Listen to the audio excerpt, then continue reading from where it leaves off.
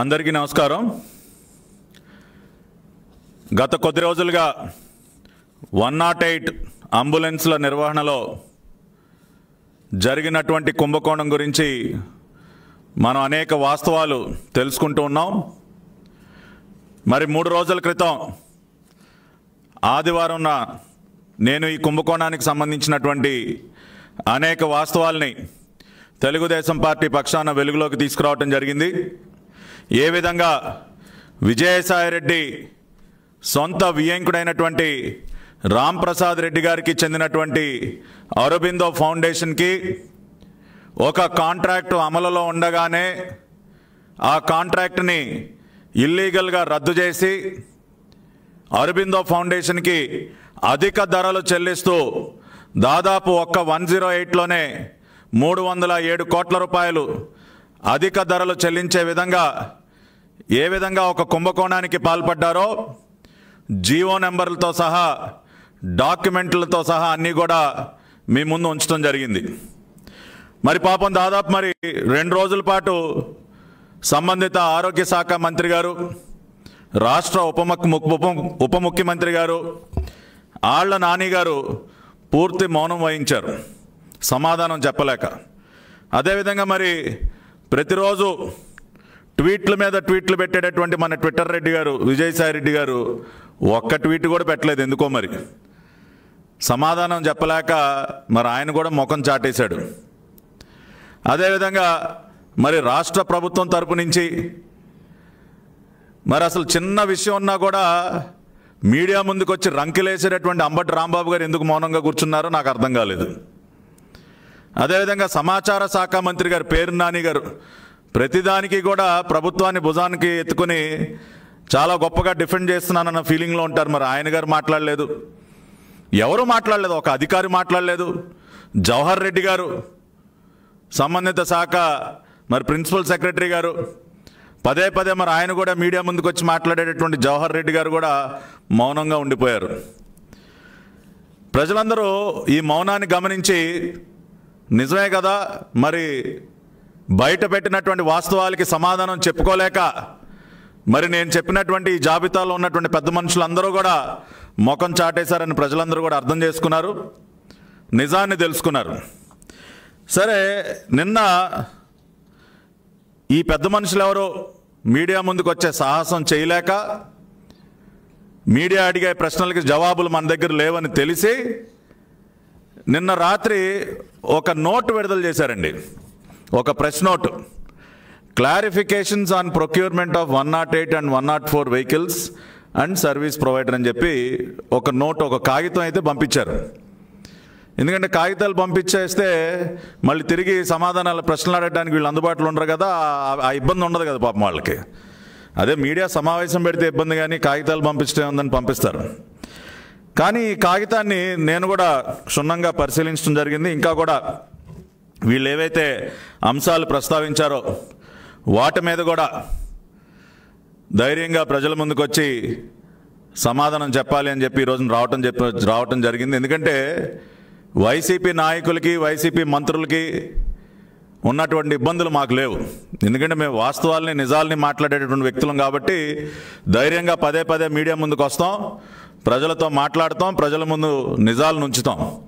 వాళ్ళలాగా అబద్ధాలు చెప్పుకొని అసత్య ప్రచారాలు చేసుకుని తిరిగేటటువంటి మనుషులం మేం కాదు, అటువంటి పార్టీ తెలుగుదేశం పార్టీ కాదు। కాబట్టే వాళ్ళలాగా ముఖం చాటేయకుండా మీరు ఈ నోటు విడుదల చేసినటువంటి కొన్ని గంటల్లోనే మీ ముందుకు వచ్చాను। మళ్ళీ దీనిలో ఉన్నటువంటి అసత్యాల్ని, అవాస్తవాల్ని ఇంకా కూడా లోతుగా ఇవాళ ఇంకా కొన్ని విషయాలు కూడా బయటపడ్డాయి, వాటన్నిటిని కూడా ఈ రోజున ప్రజల ముందు ఉంచడానికి మీ ముందుకు రావటం జరిగింది।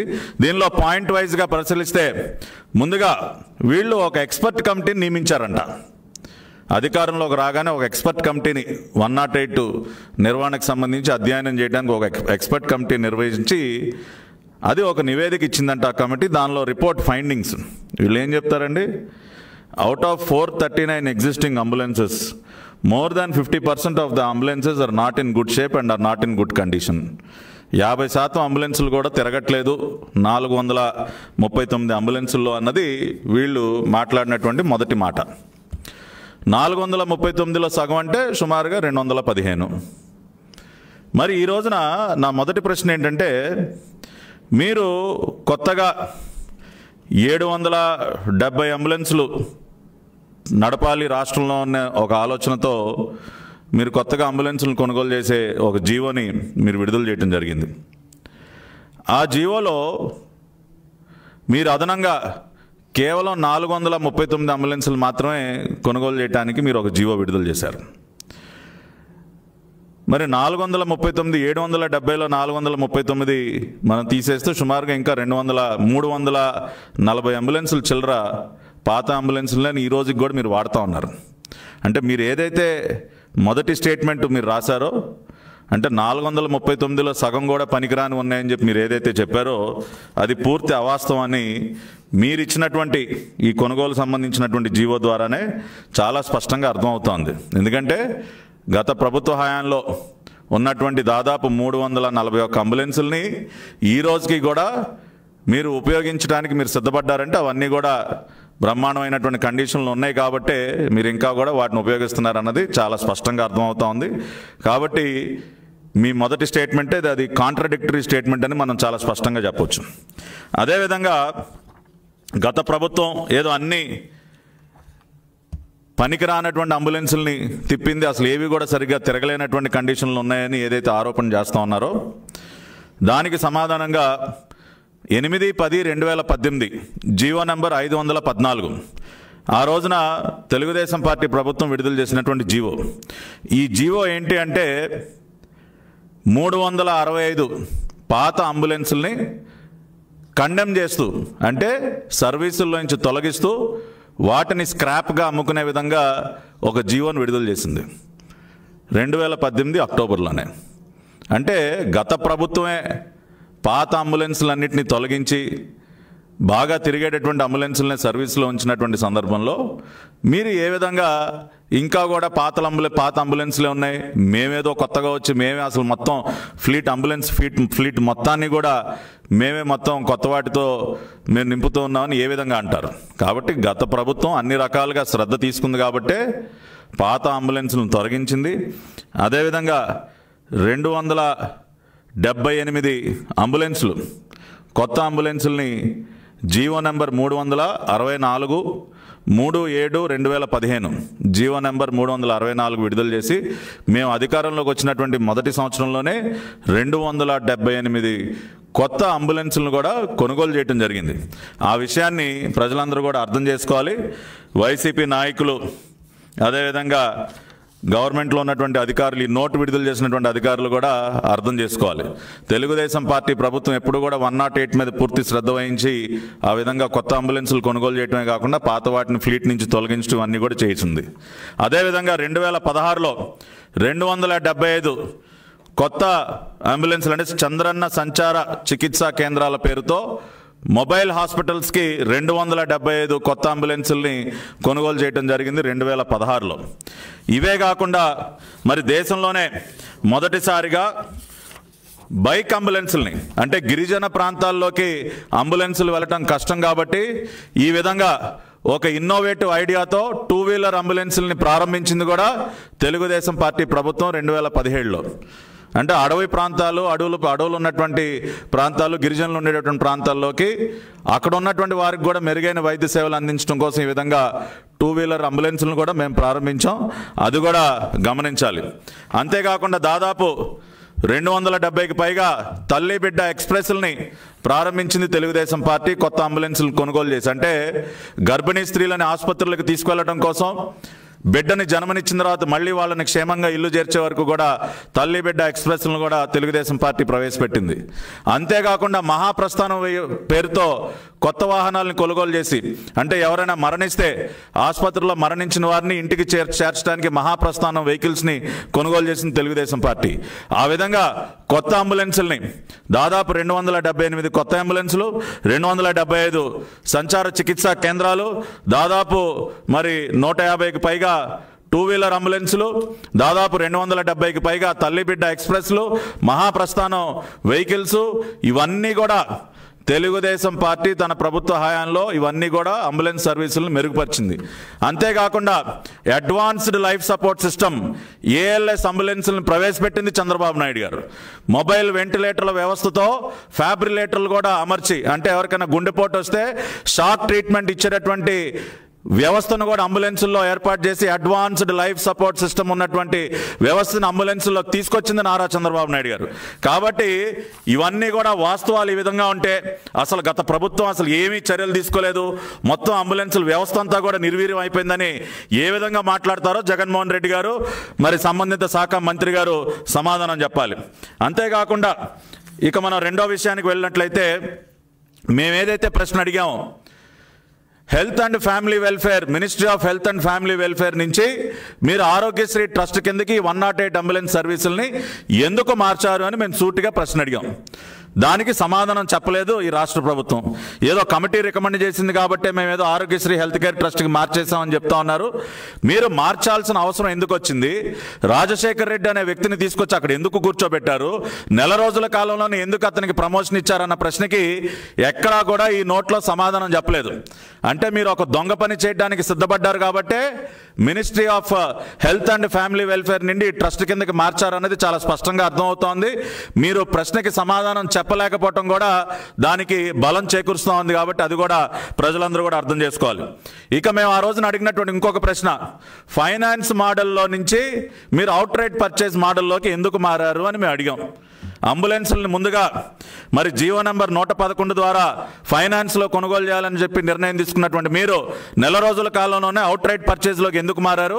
ఏ కమిషన్లకి కక్కుర్తుపడి మీరు ఈ జీవోని మార్చారని అడిగితే వీళ్ళు ఏం చెప్తారండి? The bidders express their non-willingness in bidding due to financing model. అంటే మీ ప్రభుత్వానికి ఫైనాన్స్ చేయడానికి ఎవడో ముందుకు రాలేదని మీరు ఒప్పుకుంటా ఉన్నారా? కనీసం 70-80 కోట్ల అప్పు కూడా ఇచ్చే పరిస్థితుల్లో ఎవరు కూడా లేరు మా రాష్ట్ర ప్రభుత్వానికి అని మీరు ఒప్పుకుంటా ఉన్నారా?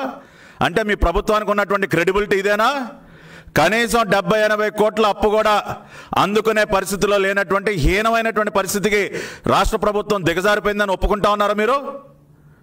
ఏంటి సార్ ఈ స్టేట్మెంట్కి అర్థం ఏంటి? అంటే ఒక 80 కోట్ల రూపాయలు అప్పు కూడా పుట్టట్లేదా? అంటే ఒక సంవత్సరంలోనే మొత్తం నాకేశారు కదా.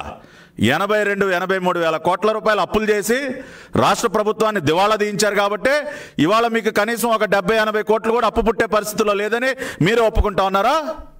మీకు అప్పిచ్చేవాడు ఎవడు లేడని మీరు ఒప్పుకుంటా ఉన్నారా? ప్రజలందరూ కూడా అర్థం చేసుకోవాలి. వాళ్ళే చెప్తా ఉన్నారు ఫైనాన్సింగ్ మోడల్లో ఎవడు ముందుకు రాలేదంట, అందుకని అవుట్ రైట్ పర్చేజ్ మోడల్కి వెళ్ళిపోయారంట. కాబట్టి ఈ జగన్మోహన్ రెడ్డి గారి ప్రభుత్వానికి ఎంత క్రెడిబిలిటీ ఉందో ఈ నోటు ద్వారానే చాలా స్పష్టంగా అర్థమవుతా ఉంది. వాళ్ళు కూడా ఒప్పుకుంటా ఉన్నారు. ఇక మూడోది, ప్రస్తుతం ఉన్నటువంటి సంస్థని మీరు ఎందుకు తొలగించారు? బీవీజీ అనే సంస్థని మీరు ఎందుకు తొలగించారని అడిగినటువంటి ప్రశ్నకి వీళ్ళు ఏం చెప్తారండి? 108 services were comprehensively collapsed. Government is cognizant of the performance of BVG and have given notice to the effect several times during the contract period. BVG సంస్థ వాళ్ళ పర్ఫార్మెన్స్ అసలు బాగాలేదంట, నోటీసులు ఇచ్చారంట, అందుకని చెప్పి కాంట్రాక్ట్ని రద్దు చేశారంట. సరే, మనం ఒకసారి ఏ సంస్థ గురించి అయితే వీళ్ళు మాట్లాడుతూ ఉన్నారో ఈ బీవీజీ సంస్థ గురించి ఒకసారి మరిన్ని విషయాలు ఇవాళ మీ ముందు ఉంచదలుచుకున్నాను. బీవీజీ సంస్థ మహారాష్ట్రలో, ఢిల్లీలో అంబులెన్స్ సర్వీసెస్ని గత అనేక సంవత్సరాలుగా సమర్థవంతంగా నిర్వహిస్తుంది. ఈ సందర్భంలో నవంబర్ 2019న global digital health partnership summit అనేది ఢిల్లీలో ఒక అంతర్జాతీయ సమిట్, అంటే ఈ ఆరోగ్య వ్యవస్థలకు సంబంధించి డిజిటల్ హెల్త్ పార్ట్నర్షిప్ సమిట్ జరిగితే ఆ సమిట్లో భాగంగా union minister of health and family welfare along with World Health Organization had recognized and identified and appreciated BVG Foundation for its services and has been selected for presentation to 23 countries as the best practice in digital health initiatives. అంటే BVG సంస్థ ఏదైతే మహారాష్ట్రలో Maharashtra emergency medical సర్వీసెస్ని నిర్వర్తిస్తుందో ఆ సంస్థ యొక్క పనితీరుని మెచ్చుకుంటూ 2019 నవంబర్లో world health organisation, ప్రపంచ ఆరోగ్య సంస్థ మరియు కేంద్ర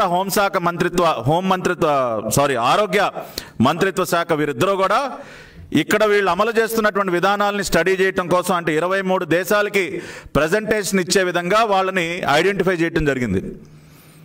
దీన్ని బట్టి ఏమర్థం అవుతా ఉందండి అంటే ప్రపంచవ్యాప్తంగా 23 దేశాలకి ఇవాళ ఆదర్శంగా నిలిచినటువంటి ఒక company, world health organization recognition ఇచ్చినటువంటి ఒక కంపెనీ మీకు ఒక పనికిరాని కంపెనీగా మారిపోయింది. 23 దేశాలు, అనేక Argentina, Australia, Austria, Brazil, Canada, Estonia, Hong Kong. The learnings of MEMS will serve as great help to the participating countries such as Argentina, Australia అని 23 దేశాలు. అంటే వీళ్ళు ఏ విధంగా అయితే మహారాష్ట్రలో ఈ వ్యవస్థను నడుపుతా ఉన్నారో దాని యొక్క ఫైండింగ్స్, వాళ్ళు అవలంబిస్తున్నటువంటి విధానాలు 23 దేశాలకు ఉపయోగకరం అని చెప్పి ప్రపంచ ఆరోగ్య సంస్థ చెప్తే అటువంటి సంస్థకు మీరు నోటీసులు ఇస్తారా? అంటే మీ ప్రభుత్వానికి మంచి కంపెనీ ఏది మన రాష్ట్రంలో సేవలు అందించడం ఇష్టం లేదా జగన్మోహన్ రెడ్డి గారు? ఈ విధంగానే కదా అనేక కంపెనీలను తరివేశారు రాష్ట్రం నుంచి. ఒక లులు కంపెనీ కానివ్వండి, అదానీలు కానివ్వండి, అదేవిధంగా ఏషియన్ పేపర్ అండ్ పల్ప్ కానివ్వండి, ఇటువంటి అనేక కంపెనీలు, ప్రతిష్టాత్మకమైనటువంటి కంపెనీలన్నింటినీ తోలేశారు కదా ఆంధ్ర రాష్ట్రం నుంచి. ఇవాళ అదేవిధంగా ఆరోగ్య సేవలు, హెల్త్ సర్వీసెస్ విషయంలో కూడా బీవీజీ అనే రెప్యూటెడ్ కంపెనీని, అంతర్జాతీయంగా పేరు సంపాదించినటువంటి ఒక కంపెనీని, మీకు కావాలనుకున్నటువంటి ఒక కంపెనీకి కోట్ల రూపాయలు దోచిపెట్టడం కోసం మీరు ఆ కంపెనీని తరివేస్తారు ఆ బెదిరింపులు గురి చేసి. ఏది కియా మోటార్స్కి వెళ్ళి మీ ఎంపీ వెళ్ళి బహిరంగంగా బెదిరించినట్టు వీళ్ళని కూడా బెదిరించి వాళ్ళని తోలేస్తారా రాష్ట్రం నుంచి? అంటే రాష్ట్రంలో ఎవరికి మెరుగైన వైద్య సేవలు అందటం మీకు ఇష్టం లేదా? అంతర్జాతీయ ప్రమాణాలతో మెరుగైన వైద్య సేవలు అందించడం మీకు ఇష్టం లేదా? ఇదే బీవీజీ కంపెనీ మళ్ళీ డిసెంబర్ 2019లో జమ్మూ అండ్ కాశ్మీర్ ప్రభుత్వం ఇదే బీవీజీ కంపెనీని అక్కడ అంబులెన్సులు నిర్వహించడానికి, including the reason of Ladakh అనేటటువంటి ఒక క్లిష్టమైన ప్రాంతంలో, కొండ ప్రాంతంలో, హై ఆల్టిట్యూడ్ ఒక చలి ప్రదేశంలో కూడా ఇదే బీవీజీ కంపెనీని ఐడెంటిఫై చేయడం జరిగింది అక్కడ ప్రభుత్వం. మరి అంత పనికిరానటువంటి కంపెనీని లడాక్ వంటి ప్రాంతంలో అంబులెన్సులు నిర్వహించమని కాంట్రాక్ట్ ఇస్తారండి? మీరు ఈ కంపెనీకి ఈ సర్వీసెస్ నచ్చక మీకు ఈ సర్వీసెస్ నచ్చవు. ఎందుకంటే ఇటువంటి కంపెనీలు మీకు కమిషన్లు ఇవ్వవు కదా. అంతర్జాతీయ ప్రమాణాలు ఉన్నటువంటి కంపెనీలు, WHO గుర్తింపు పొందినటువంటి కంపెనీలు మీకు కమిషన్లు ఇవ్వవు కదా జగన్మోహన్ రెడ్డి గారు. దోచుకు తింటానికి మీకు అవకాశం ఉండదు కదా ఇటువంటి కంపెనీల్లో. అందుకని వీళ్ళని తోలేస్తారు, మీరు తరివేస్తారు రాష్ట్రం నుంచి. దీనికి ఏమి సమాధానం చెప్తారో మేము ప్రశ్నిస్తూ ఉన్నాం. ఈ నోట్లు చిత్తకాగితాలు పంపించడం కాదు, మీడియా ముందుకు రండి. మీడియా ముందుకు వచ్చి మేము ధైర్యంగా ఏ విధంగా మాట్లాడుతూ ఉన్నామో, జవహర్ రెడ్డి గారు వచ్చి మాట్లాడతారా, ఆళ్ల నాని గారు వచ్చి మాట్లాడతారో మాట్లాడండి. మీడియా ముందుకు వచ్చి సమాధానం చెప్పండి. అదేవిధంగా ఇంకా వీళ్ళు ఏమంటా ఉన్నారండి, జీతాలు సరిగ్గా ఇవ్వలేదంట. గత ప్రభుత్వంలో అసలు ఆ తీవ్రమైనటువంటి అన్యాయం జరిగిందంట. జీతాలు కూడా సరిగ్గా మరి ఆ రోజున ఇవ్వలేదని చెప్పి వీళ్ళు మాట్లాడుతూ ఉన్నారు. నేను ఈ రోజున జీవో నంబర్ 49ని మీ ముందు పెడతా ఉన్నాను, డేటెడ్ 4/5/2018. ఆ రోజున ఉన్నటువంటి తెలుగుదేశం పార్టీ ప్రభుత్వం, నారా చంద్రబాబు నాయుడు గారు శాలరీస్ ఇంకా కూడా మెరుగైన జీతాలు ఇవ్వాలన్న ఒక ఆలోచనతో 108 స్టాఫ్కి 4,000 రూపాయలు, బీవీజీ సంస్థ ఇచ్చేటటువంటి జీతాలకు అదనంగా 4,000 రూపాయలు చెల్లించే విధంగా మేము జీవో నంబర్ 49 తీసుకొస్తే మీ ప్రభుత్వం వచ్చిన తర్వాత ఈ జీవోని ఎందుకు రద్దు చేశారు? ఈ 4,000 అదనపు చెల్లింపు రాష్ట్ర ప్రభుత్వం నుంచి ఎందుకు అందట్లేదో 108 సిబ్బందికి మీరు సమాధానం చెప్పాలి. ఆ రోజున 108 సిబ్బంది యొక్క కష్టాలు తెలుసుకుని మేము జీవో నెంబర్ 49ని విడుదల చేసి 4,000 రూపాయలు అదనంగా చెల్లిస్తే మీరు ఈ రోజున ఈ జీవోని ఎందుకు ఆపారు? జీతాలు ప్రభుత్వం నుంచి వాళ్ళకి జీతాలు రాకుండా ఎందుకు ఆపారో కూడా ఈ ప్రభుత్వం సమాధానం చెప్పాలి. ఆ తర్వాత చాలా గొప్పగా వీళ్ళు అసలు ఎంతో పారదర్శకంగా రివర్స్ టెండరింగ్ ప్రక్రియని వీళ్ళు నిర్వహించారంటండి. ఏంటండి ఆ రివర్స్ టెండరింగ్ ప్రక్రియ? వీళ్ళే ఒప్పుకున్నారు. ఈ నోట్లో గతంలో బీవీజీ సంస్థకి 1,43,000 రూపాయలు మేము ప్రతి నెల మేము చెల్లించేవాళ్ళం అని చెప్పి. సో రివర్స్ టెండరింగ్ అంటే ఏంటండి? 1,43,000 కంటే తక్కువకి టెండర్ ప్రాసెస్ నిర్వహించడాన్ని రివర్స్ టెండరింగ్ అంటారు. వీళ్ళు చెప్తా ఉన్నారు రివర్స్ టెండరింగ్ స్టార్ట్ చేసిన సందర్భంలో అప్పుడు అరబిందో ఫౌండేషన్ వాళ్ళు కొత్త అంబులెన్సులకి ఏమో ప్రతి క్వార్టర్ 6,12,000 అంటే 2 లక్షల చిల్లర 2,04,000 కోట్ చేశారంట. వాళ్ళతో నెగోషియేట్ చేసి రివర్స్ టెండరింగ్ ద్వారా దాన్ని 1,78,000 తగ్గించారంట. అసలు ఈ 2,04,000 కోట్ చేయటం ఏంటి? 1,78,000 మీరు తగ్గించడం ఏంటి సార్? మీరు తగ్గిస్తే మీరు అన్న విధంగా 1,43,000 నుంచి తగ్గించాలి. ఇప్పుడు ఇస్తున్నటువంటి 1,43,000 నుంచి రూపాయి తగ్గించకుండా మేమేదో టెండర్ పిలిచాము, వాడేదో 2,04,000 రూపాయలు కోట్ చేశాడు, దానినేదో మేము బేరం ఆడాము, తగ్గించి 1,78,000 తీసుకొచ్చామంటే మీరు చెప్పిన లెక్క ప్రకారం 1,43,000కి 1,78,000కి ఎంత వ్యత్యాసం ఉంది సార్? 35,000 వ్యత్యాసం ఉంది. అదేవిధంగా పాత అంబులెన్సులకి వాళ్ళు 2,50,000 కోట్ చేశారంట. దానిని 2,21,000కి తగ్గించి వీళ్ళు చాలా ఆదా చేస్తారంటండి. ఏం ఆదా చేశారండి? 1,43,000ని మీ లెక్క ప్రకారం 2,21,000కి పెంచారంటే 80,000 అదనంగా పెంచారు మీరు ఒక్కొక్క అంబులెన్స్కి. ఇంకా మీరు తగ్గించింది ఏంటి, ఆదా చేసింది ఏంటి సార్? అందుకనే కదా ఇది 307 కోట్ల రూపాయలు కుంభకోణం అంటా ఉన్నాం. మీరే చెప్తా ఉన్నారు కదా 1,43,000 బీవీజీ కని. మీ బెంచ్ మార్క్ ఫిగర్ ఏమవ్వాలి రివర్స్ టెండరింగ్లో? 1,43,000 మీ బెంచ్ మార్క్ అవ్వాలి. అక్కడ 1,43,000 కంటే తక్కువకు తీసుకురావాలి మీరు రివర్స్ టెండరింగ్ అంటే. అది పక్కన పెట్టేసి ఆయన ఏదో 2.5 కోట్ చేశాడు, మేమేదో బేరం ఆడాము, దాన్ని 2,20,000కి తీసుకొచ్చాము. ఇది రివర్స్ టెండరింగా? ఇది రిజర్వ్డ్ టెండరింగ్. దీన్ని రివర్స్ టెండరింగ్ అనరు జగన్మోహన్ రెడ్డి గారు, దీన్ని రిజర్వ్డ్ టెండరింగ్ అంటారు. మీరే ఒప్పుకున్నారు కదా ఇవాళ మీ నోటు ప్రకారం. గత సంస్థ ఎంతకి సేవలు అందించేది, మీరు ఏ విధంగా అదనంగా చెల్లిస్తూ ఉన్నారో మీ నోటితో మీరే ఒప్పుకున్నారు ఇవాళ. దీనికి ఏం సమాధానం చెప్తారు? ఇంకా చాలా గొప్పగా జ్యుడిషియల్ రివ్యూకి పంపించారంటండి. ఇది ఇప్పుడు అసలైన విషయం ఇప్పుడు మీరు అర్థం చేసుకోవాలి. ఈ జ్యుడిషియల్ రివ్యూలో జరిగినటువంటి మతలబు అంటే మొన్న నేను బయట పెట్టిన దానికి అదనంగా వీళ్ళ జ్యుడిషియల్ రివ్యూలు ఏ విధంగా ఉంటాయో, వీళ్ళ జ్యుడిషియల్ రివ్యూల్లో ఏ రకంగా వాళ్ళకి కావాల్సిన వాళ్ళకి మెయిల్ చేస్తారో ఇవాళ వాళ్ళ డాక్యుమెంట్ ఇది, మేమేం సృష్టించింది కాదు. ఎవరైనా కూడా డౌన్లోడ్ చేసుకోవచ్చు. judicialpurview.ap.gov.in judicialpurview.ap.gov.in ఈ వెబ్సైట్లోకి మీరు ఎవరైనా వెళ్ళొచ్చు. వెళ్ళి దానిలో response pursuant to objections suggestions received on the draft RFP for selection of service provider for providing emergency response services across Andhra Pradesh for perusal of honorable judge judicial purview. అంటే judicial పర్వ్యూలో వచ్చినటువంటి సలహా సూచనలు అంటండి, వాటిని వీళ్ళు అమలు చేసినటువంటి document అంటండి. ఇది వాళ్ళ వెబ్సైట్లోనే ఉంది. సో వీళ్ళకి వచ్చినటువంటి సూచనలు సలహాలు ఏంటో తెలిస్తే మీరు ఆశ్చర్యపోతారు. ఎగ్జిస్టింగ్ క్లాజులు ఏంటి, వీళ్ళు మార్చింది ఏంటి కూడా మనం తెలుసుకుందాం ఇప్పుడు. ఎగ్జిస్టింగ్ క్లాజ్లో page number 22 clause number 5.1.3 ambulance upkeep and maintenance. దానిలో ఏమని ఉంది? Existing clause perform check on the existing ambulances to list out all medical and non-medical equipment present in each ambulance. If any such equipment is found to be missing or damaged, the service provider shall provide equipment in such ambulance to meet the requirements mentioned అనేది clause అండి. దాన్ని వీళ్ళకి వచ్చినటువంటి suggestion ఏంటో తెలుసా? Clause 5.1.3 may be deleted. ఇదేంటి sir?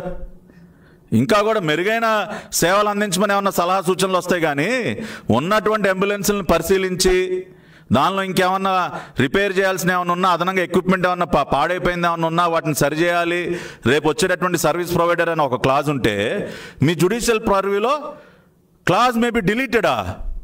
ఇదేంటి జగన్మోహన్ రెడ్డి గారు? ఇదేనా మీ judicial purview?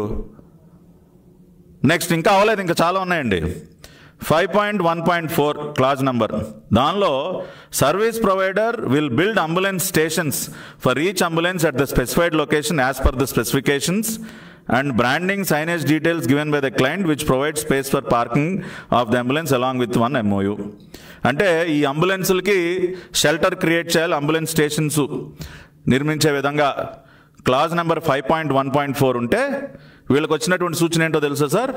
Clause 5.1.4 ambulance stations may be deleted. ఇదేంటి సార్?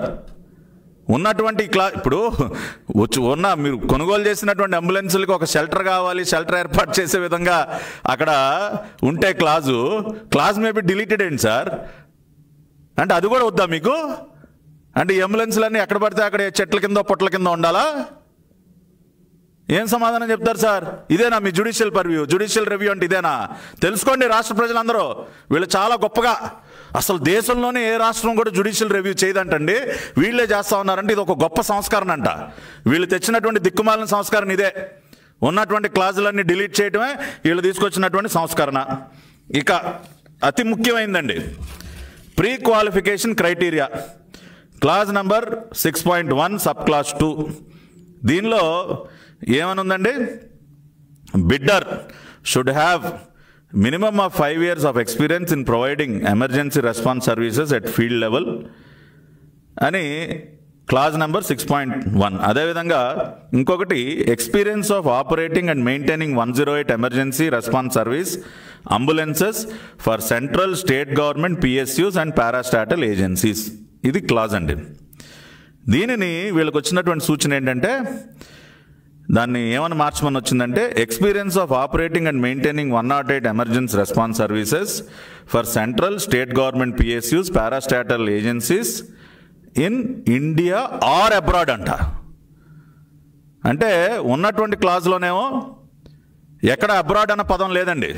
భారతదేశంలో experience of operating and maintaining 108 emergency response services for central state government PSUs parastatal agencies, ఎక్కడ అబ్రాడ్ అన్న పదం లేదు.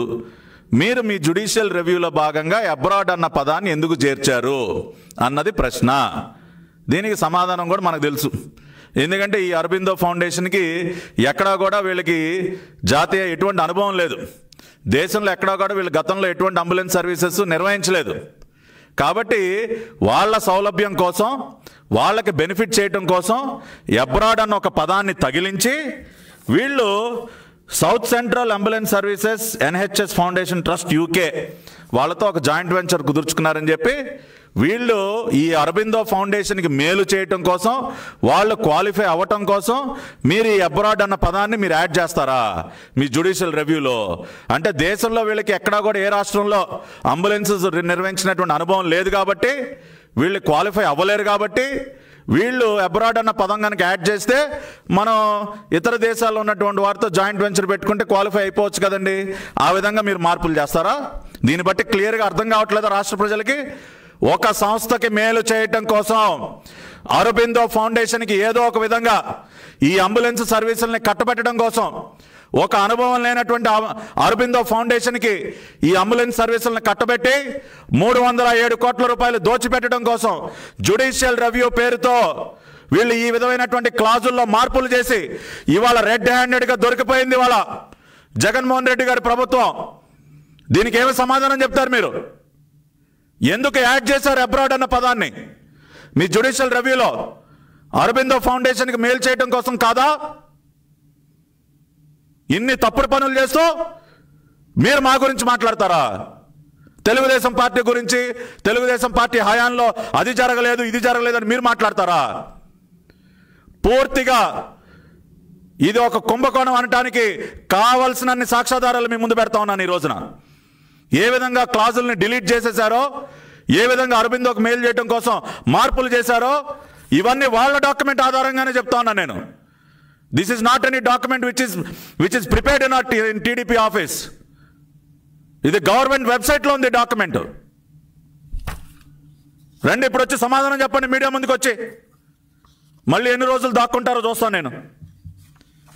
అదేవిధంగా క్లాజ్ నంబర్ 6.2 దీనిలో ఎగ్జిస్టింగ్ క్రైటీరియా ఏముందండి? Minimum ambulance numbers that the service provider should have maintained for any central state government PSU parastatal agency in each project should be 50. అంటే వీళ్ళు ఒకవేళ కేంద్ర ప్రభుత్వ సంస్థలు కానీ పిఎస్యూస్ కానీ ఏదైనా ఏజెన్సీ ద్వారా కానీ మినిమం 50 అంబులెన్సులు కనీసంగా నిర్వహించి ఉండాలని క్లాజ్ ఉంటే దానిని 20కి తగ్గించేశారు. అసలు ఈ తగ్గింపులేంటి, ఈ కోతలేంటి, ఈ డిలీషన్స్ ఏంటి, ఎందుకు మీరు ఇప్పుడు ఇవన్నీ కూడా ఎందుకు సార్? ఈ నాటకం దేనికి సార్? డైరెక్ట్గా ఇచ్చేయచ్చు, ఎందుకు ఇన్ని తప్పుడు పనులు చేయటం? కనీసం సిగ్గుండాలి కదా మీకు. జ్యుడిషియల్ రివ్యూ పేరు చెప్పి ఇన్ని తప్పుడు పనులు చేస్తారా మీరు? ఒక కంపెనీకి దోచిపెట్టడం కోసం మీరే మళ్ళీ దీని గురించి మాట్లాడతారు. ఇది ఒక గొప్ప జ్యుడిషియల్ రివ్యూ, దీన్ని చూసి మిగతా రాష్ట్రాలు నేర్చుకోవాలి.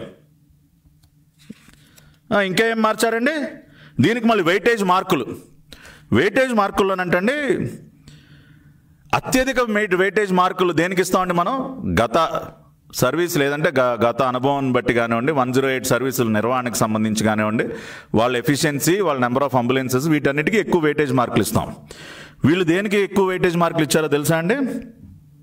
ప్రజెంటేషన్ గంట. వీళ్ళు అంటే ఒక పవర్ పాయింట్ ప్రజెంటేషన్ ఇస్తే దానికి అత్యధిక వెయిటేజ్ మార్కులు 40 మార్కులు అంటండి.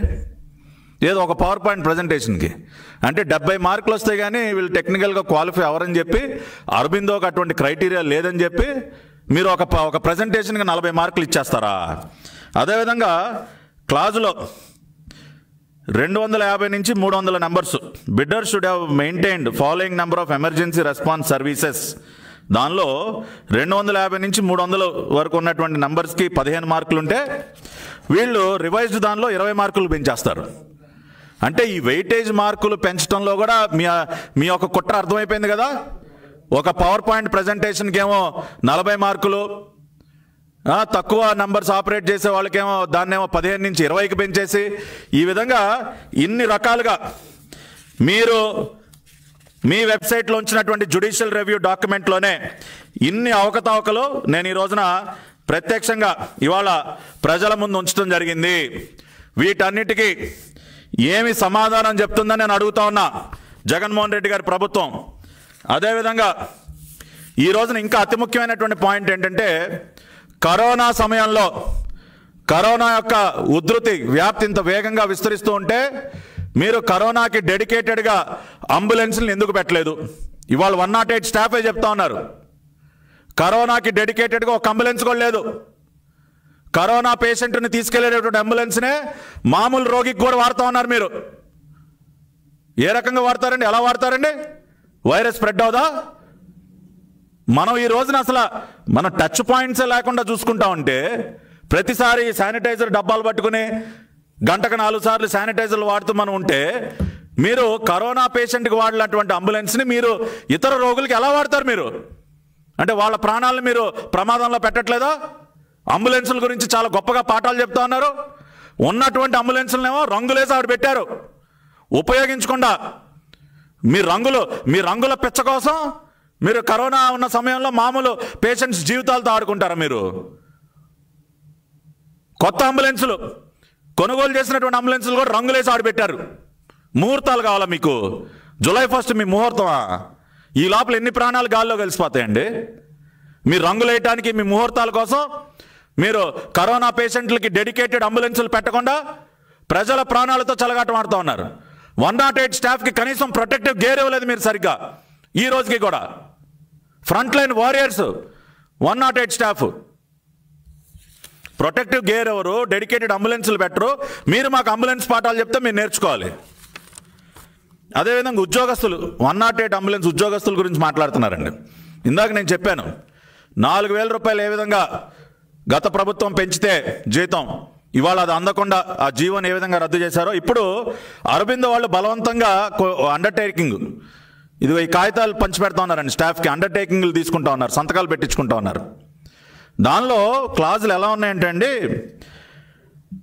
ఏఎంఎస్లో ఉన్న ఉద్యోగాన్ని ఎటువంటి నోటీసు లేకుండా వెంటనే రద్దు చేయబడుతుందని నేను పూర్తిగా అర్థం చేసుకుని ఉన్నాను, అంగీకరిస్తూ ఉన్నాను. ఇదేంటి సార్, ఒక ఉద్యోగస్తుని తొలగించే ముందు కనీసం ఒక నోటీసు కూడా ఎవరా? ఆ మినిమం రైట్ కూడా లేదా? ఇటువంటి క్లాజులు పెట్టి బలవంతంగా ఈ రోజున 108 స్టాఫ్తో సంతకాలు పెట్టించుకుంటా ఉంది అరబిందో ఫౌండేషన్. దీనికేం జవాబు చెప్తారు? ఇదేనా ఎంప్లాయీ వెల్ఫేర్ అంటే? ప్రభుత్వం ఇచ్చినటువంటి జీవోని రద్దు చేయటం, ఇట్లా బలవంతంగా అండర్టేకింగ్ల మీద సంతకాలు పెట్టించుకుని మీరు వాళ్ళ 108 స్టాఫ్ వెల్ఫేర్ గురించి మీరు మాట్లాడతారు. కాబట్టి ఈ రోజున నేను ఇంకా అనేక విషయాల్ని ఏదైతే వాళ్ళు ఒక చిత్తు కాగితాన్ని విడుదల చేశారో దానికి సంబంధించినటువంటి అనేక వాస్తవాల్ని ప్రజల ముందు ఉంచడం జరిగింది.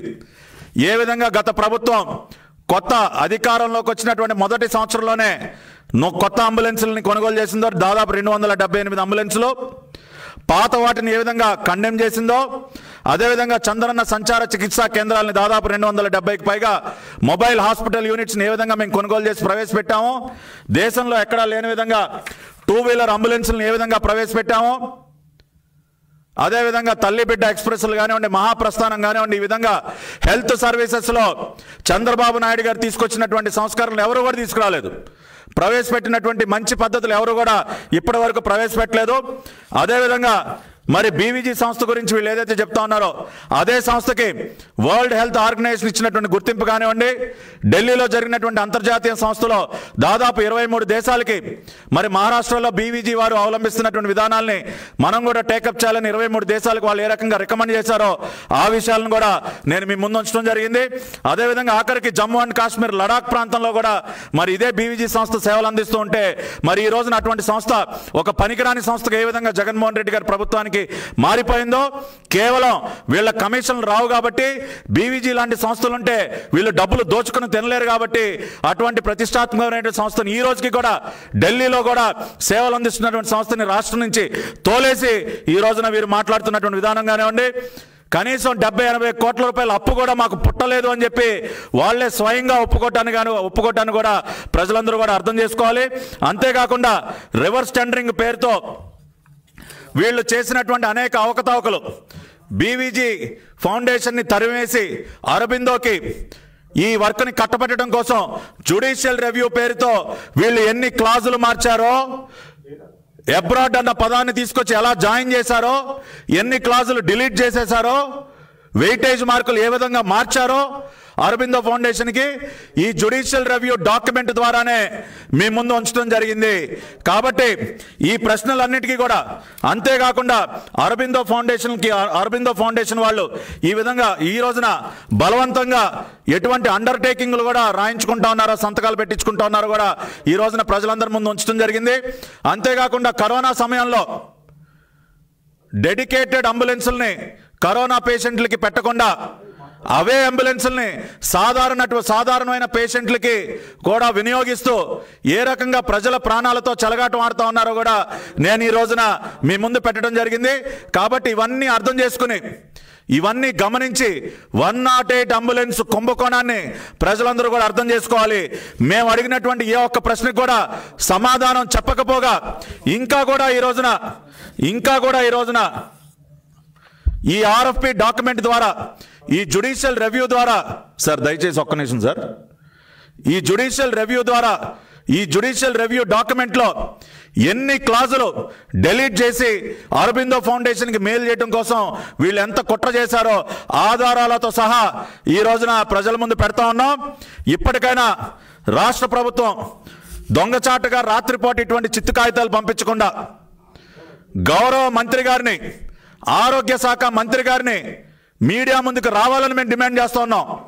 మేము అడిగినటువంటి ప్రశ్నలకి సమాధానం చెప్పకుండా, ముఖం చాటేయకుండా, దాక్కోకుండా ఇప్పటికైనా ధైర్యంగా రండి.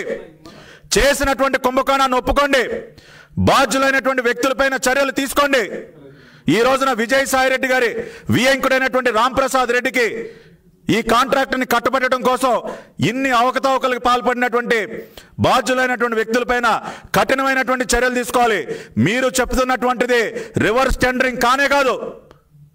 1,41,000కి ఈ రోజున గతంలో కాంట్రాక్ట్ ఉందని మీరు ఒప్పుకొని ఈ రోజున ఏ విధంగా 2,21,000 రూపాయలకి మీరు ఆ కాంట్రాక్ట్ని అప్పచెప్తారో, దానిని రివర్స్ టెండరింగ్ అని ఏ విధంగా అంటారో కూడా ఈ రాష్ట్ర ప్రభుత్వం సమాధానం చెప్పాలని నేను డిమాండ్ చేస్తూ, మళ్ళీ ఇంకొక వారం రోజులు దాక్కోకుండా మీకు చిత్తశుద్ధి ఉంటే సాయంత్రమే పెట్టండి ప్రెస్ మీట్ పెట్టి సమాధానం చెప్పమని డిమాండ్ చేస్తా ఉన్నా. మళ్ళీ మొహం చాటైపోకండి. మేము మీకోసం రోజుల తరబడి ఎదురు చూడలేం.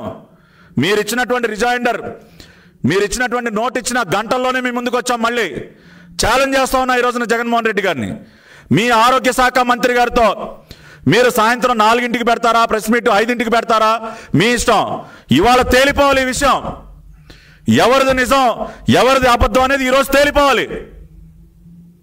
ఛాలెంజ్ చేస్తూ ఉన్నారు, రమ్మనండి జవహర్ రెడ్డి గారిని వస్తారో ఎవరు వస్తారో ప్రెస్ మీట్ పెట్టమనండి. ఈ రోజుతో 108 కుంభకోణం గురించి ప్రజలకి పూర్తిగా అన్ని విషయాలు తెలియాలి. ఎవరు నిజం చెప్తున్నారో ఎవరు అబద్ధం చెప్తున్నారో ప్రజలకి వాస్తవాలు తెలియాలి. ఈ విషయం ఇవాళతో తేలిపోవాలని కూడా తెలుగుదేశం పార్టీ పక్షాన్ని డిమాండ్ చేస్తూ జగన్మోహన్ రెడ్డి గారు మరి ఆ ప్రెస్ మీట్ పిలుపు కోసం మరి మీడియా వాళ్ళందరూ వెయిట్ చేస్తూ ఉన్నారు. నేను కూడా మరి టీవీ ముందు కూర్చొని సిద్ధంగా ఉంటాను. కాబట్టి it is up to you mister Jaganmohan Reddy గారు. Now I will wait for your response. Thank you very much.